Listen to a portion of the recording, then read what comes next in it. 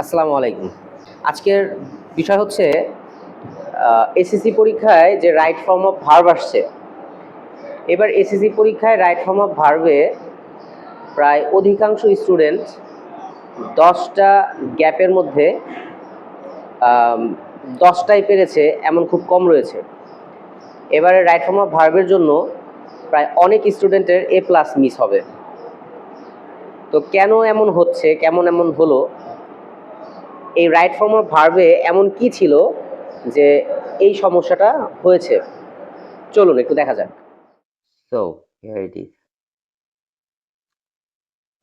এটা হচ্ছে প্রশ্ন থেকে আমি স্ক্যান করে নিয়েছি।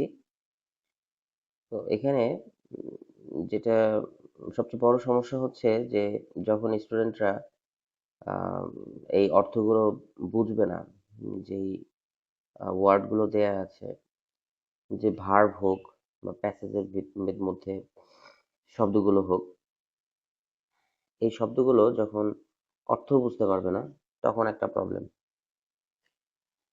এখানে আহ, অনেকগুলো ওয়ার্ড আছে, যেমন ম্যানিপুলেট, প্যারালাইজ, গ্যালপ।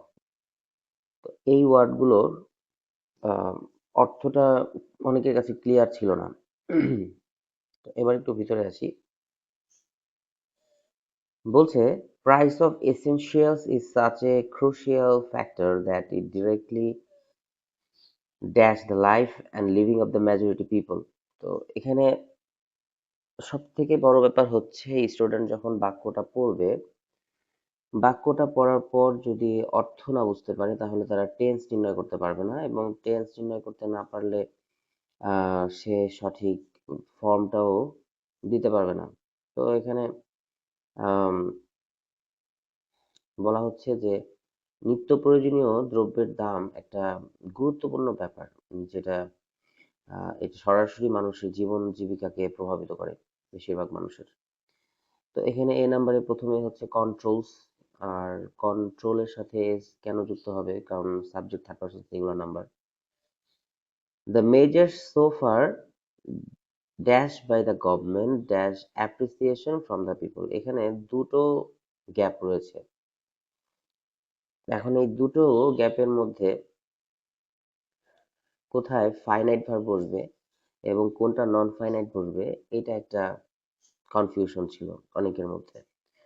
তো এখানে যেটা বলা হচ্ছে যে আম, সরকারের দ্বারা গৃহীত পদক্ষেপ মানুষের প্রশংসা অর্জন করেছে। এখানে গৃহীত বলতে যে বিষয়টা সেটা হচ্ছে বি নাম্বারে taken by the government, the measures so far taken by the government, সরকারের দ্বারা গৃহীত পদক্ষেপ। এরপর সি নাম্বারে হচ্ছে মেজার্স, যেহেতু প্লুরাল ওই মেজার্সটা হচ্ছে মেইন সাবজেক্ট, পদক্ষেপ। এরপর হচ্ছে এখানে সি নাম্বারের জন্য have earned appreciation from the people. তাহলে বি নাম্বারে হচ্ছে টেকেন, সি নাম্বারে হচ্ছে হ্যাভ আর্নড। তো পরবর্তী সেন্টেন্সে বলতেছে, but it is dash by despair as the majority of people dash under the crushing burden of dash prices. এখানে এই বাক্যে যেটা বলতেছে যে কিন্তু এই যে যে সরকারের পদক্ষেপটা ছিল, এটা আহ হতাশার দ্বারা প্রতিস্থাপিত হয়েছে, মানে হতাশায় নিমজ্জিত হয়েছে, যেহেতু আমাদের বেশিরভাগ মানুষই হচ্ছে এই বাড়ন্ত যেই আহ, দাম ওঠানামা করতেছে, এটার আহ, চাপে পড়ে একদম প্যারালাইজড হয়ে গিয়েছে, অর্থাৎ পক্ষাঘাতগ্রস্ত হয়েছে। এখানে যেটা হচ্ছে ডি নাম্বারে, বাট ইট ইজ রিপ্লেসড। তো এখানে প্যাসিভ ভয়েস ব্যবহৃত হয়েছে, প্রেজেন্ট ইনডিফিনিটের passive, but it is replaced by despair as the majority of people। এখানে হইতেছে are paralyzed, majority of the people are paralyzed under the crushing burden of galloping prices। Galloping gallop থেকে galloping prices. It dash that the business syndicate dash the market prices and so the retailers dash out of their evil mechanism.